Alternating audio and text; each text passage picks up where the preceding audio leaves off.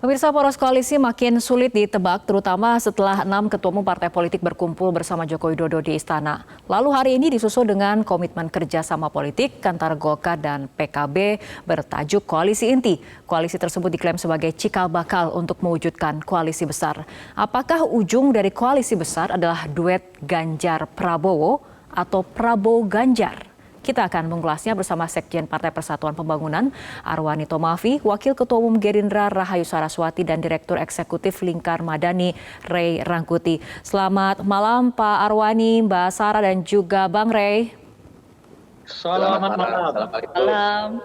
Oke, pertanyaan pertama kita ke Pak Arwani terlebih dahulu. Pak Arwani, dalam pertemuan semalam sebetulnya apa yang dibahas? Karena rasanya sulit dipisahkan dengan dinamika politik menjelang pemilihan Presiden 2024.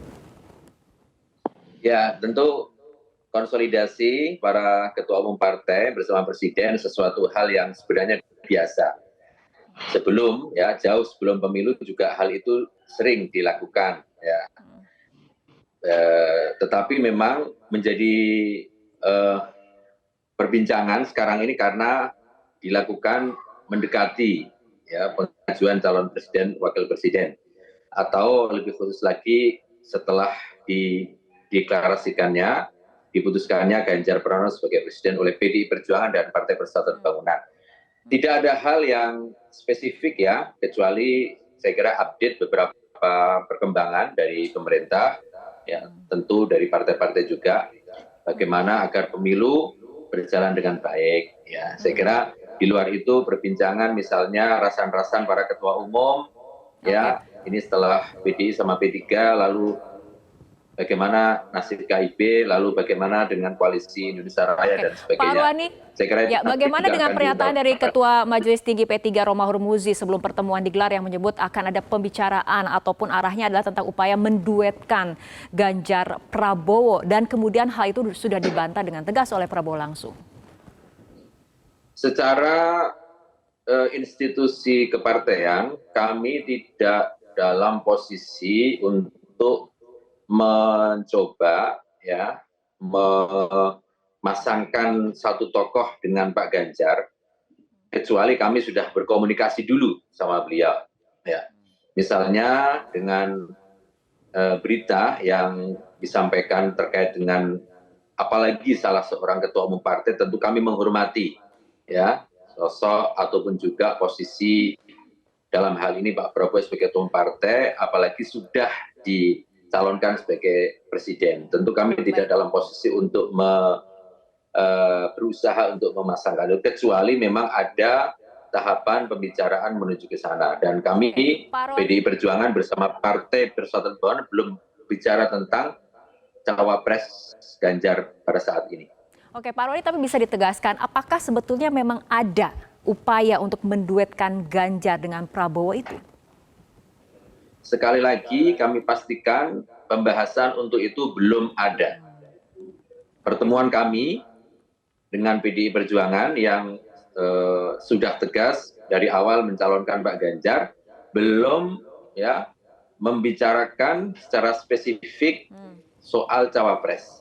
Bahwa ada tokoh-tokoh tertentu yang mendekati P3, mendekati PDI Perjuangan, ya, tetapi bukan dalam konteks sedang membahas. Gitu. Oke, baik. Kita ke Mbak Sarah. Mbak Sarah tadi dalam pernyataan Prabowo tegas mengatakan tidak akan tergiur dengan tawaran calon wakil presiden, tapi apakah Gerindra melihat ada gerakan-gerakan ataupun upaya untuk mencawapreskan Prabowo? Sebenarnya dalam politik apapun bisa terjadi dan dinamikanya ini masih sangat intens ya.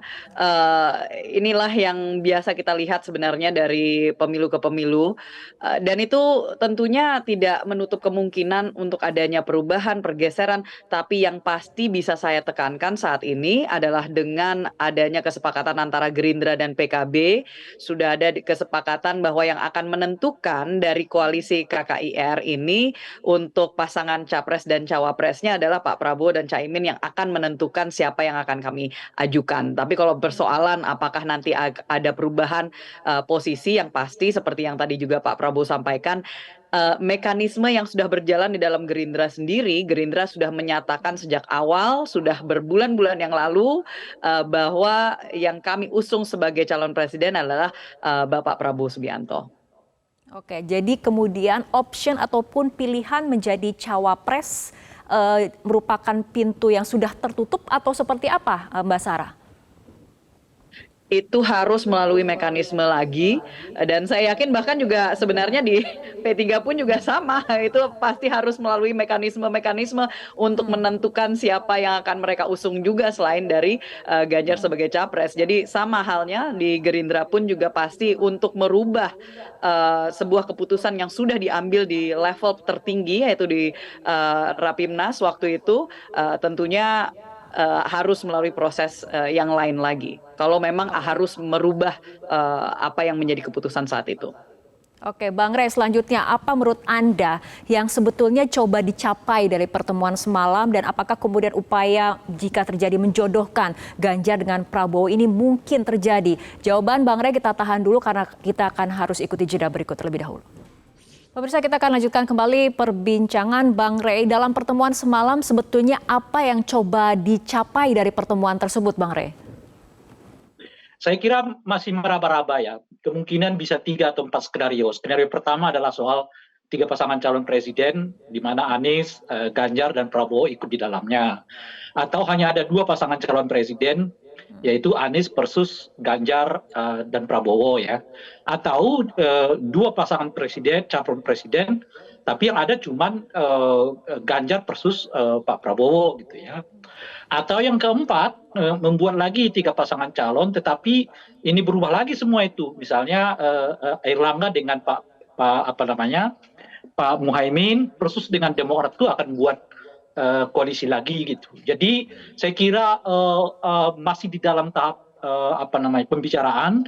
Saya kira juga belum merujuk ke dalam satu solusi atau satu proposal, karena kalau dilakukan sekarang merujuk ke dalam satu proposal, saya yakin nggak akan ada yang mau gitu. Tegas-tegas misalnya Gerindra juga tidak akan mau kalau sekarang misalnya harus dijadikan sebagai calon wakil presiden dari Ganjar Pranowo. Tapi sebaliknya kalau misalnya Pak Prabowo dengan Ganjar is oke aja gitu, karena elektabilitas Pak Prabowo dan juga Gerindra itu tadi kan lumayan bagus saat ini gitu ya, sehingga kalau dicocok-cocokkan di mana Pak Ganjar Prabowo disatukan, saya kira jelas Gerindra tidak akan bersedia gitu. Oke, artinya menurut Anda upaya menjodohkan Ganjar dengan Prabowo itu sangat kecil kemungkinannya atau seperti apa? Tidak.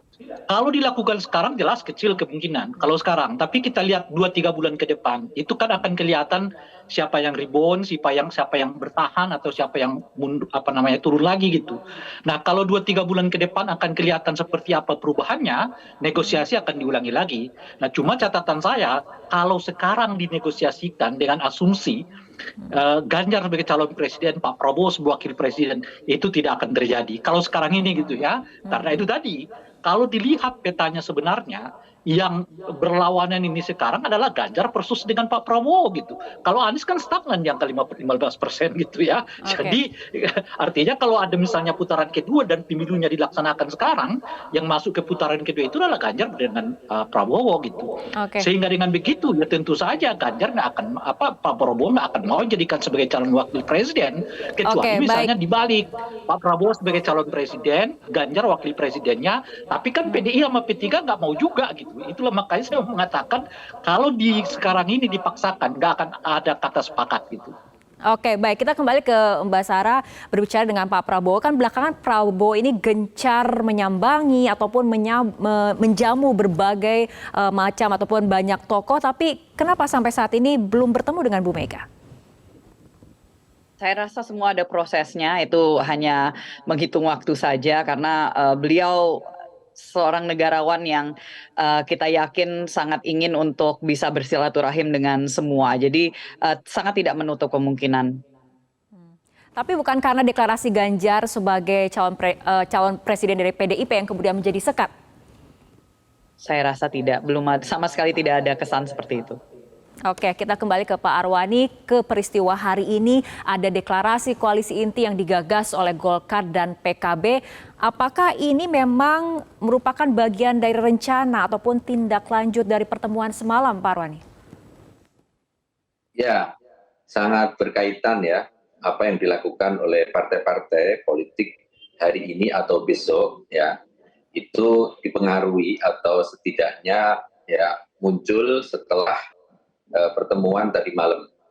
Bisa menjadi sebagai tindak lanjut atau sebagai respon atau mungkin juga sebagai satu pilihan alternatif ya, bagaimana membangun komunikasi-komunikasi antara partai-partai politik tersebut. Kita tahu misalnya PKB dengan Partai Golkar selama ini kan dalam posisi yang satu di KIB, satu di KIR, sehingga bisa jadi ada upaya-upaya untuk membangun komunikasi ya, opsi-opsi baru ya, untuk tujuan akhirnya bisa jadi juga untuk koalisi besar, bisa jadi mungkin untuk membangun koalisi yang mungkin ya baru seperti yang dialternatifkan tadi oleh Mas Roy.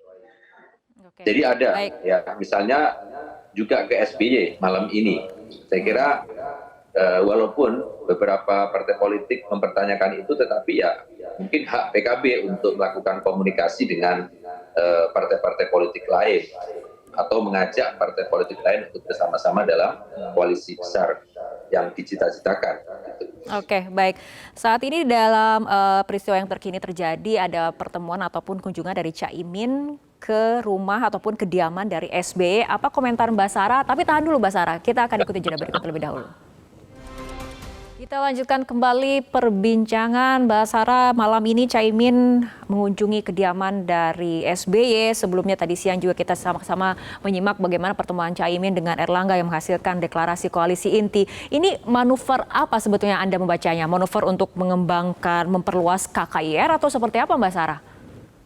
Ini manuver politik yang namanya menjalin tali silaturahim dan membuka pintu komunikasi.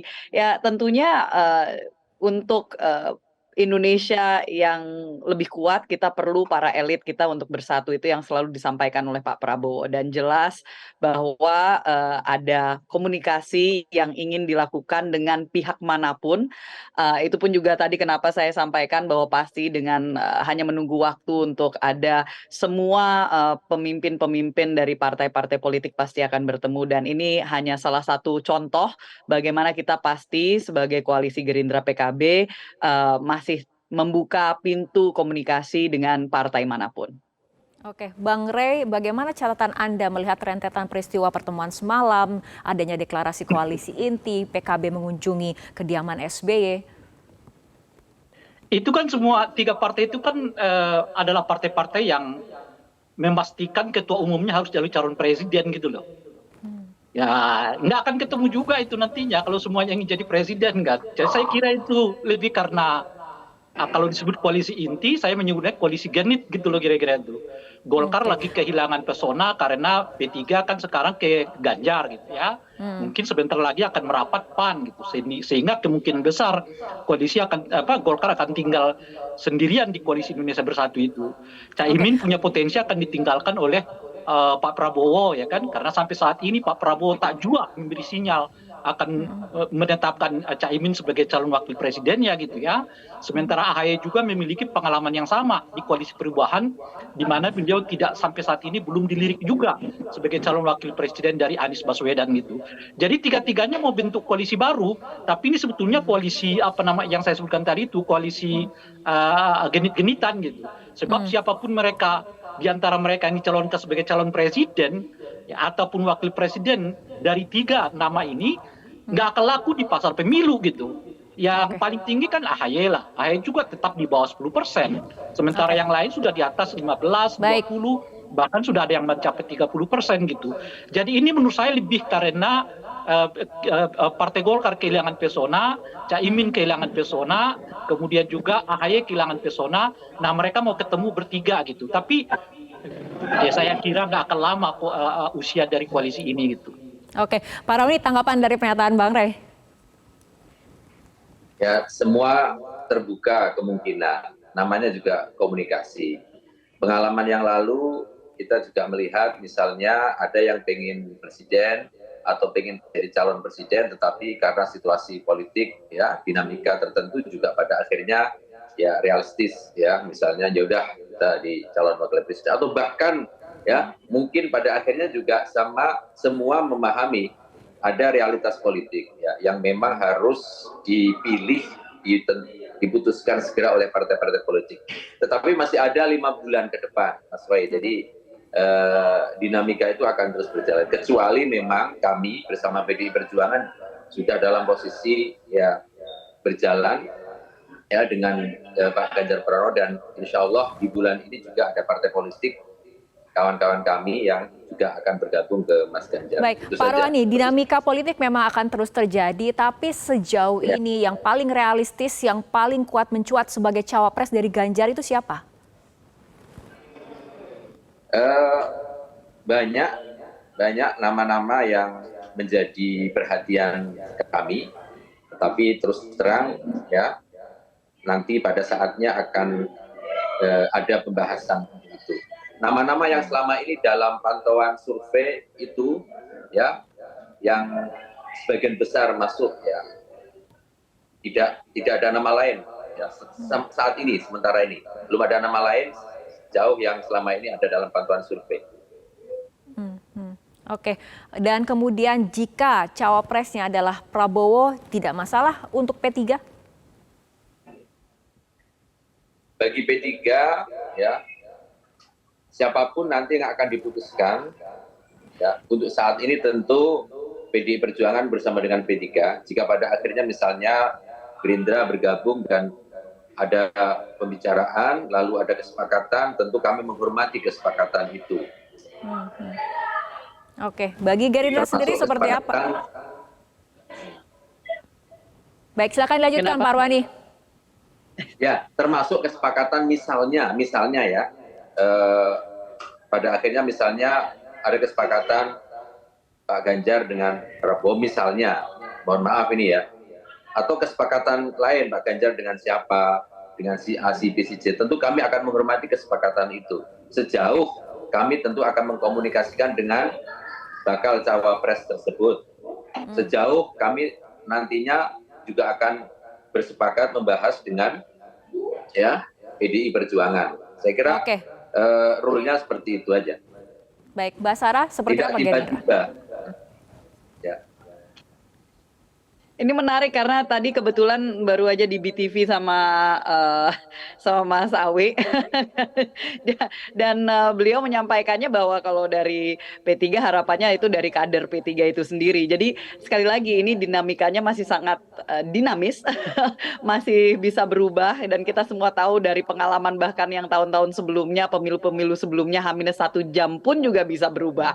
Jadi saya rasa ini hanya Tuhan dan para pengambil keputusan yang tahu dan kita di sini hanya bisa mendoakan yang terbaik. Yang paling pastinya adalah kita mendoakan Indonesia harus yang menjadi pemenangnya di tahun 2024 siapapun, karena saat ini Gerindra dan juga Pak Prabowo juga tadi menekankan di pertemuan juga dengan PPIR bahwa semua calon yang maju saat ini, semua calon-calon mau itu capres maupun cawapres, itu adalah tokoh-tokoh dan putra-putri terbaik yang Indonesia miliki, dan jumlahnya yang sangat banyak. Itu justru kita harus bergembira karena artinya Indonesia punya putra-putri yang terbaik yang cukup banyak jumlahnya, dan anak-anak muda sekarang harus belajar dari kesempatan ini, apalagi karena pemilih pemudanya itu nanti akan cukup banyak, signifikan, kita akan menjadi penentu untuk masa depan Indonesia. Jadi harapannya ini justru momentum untuk kita bisa bersatu dan belajar dewasa dalam berpolitik dan berdemokrasi. Kita tunggu saja bagaimana dinamika politik ke depannya seperti apa. Baik, terima kasih Mbak Sarah, Pak Arwani, dan juga Bang Rey telah berbincang bersama kami dalam Prime Time News.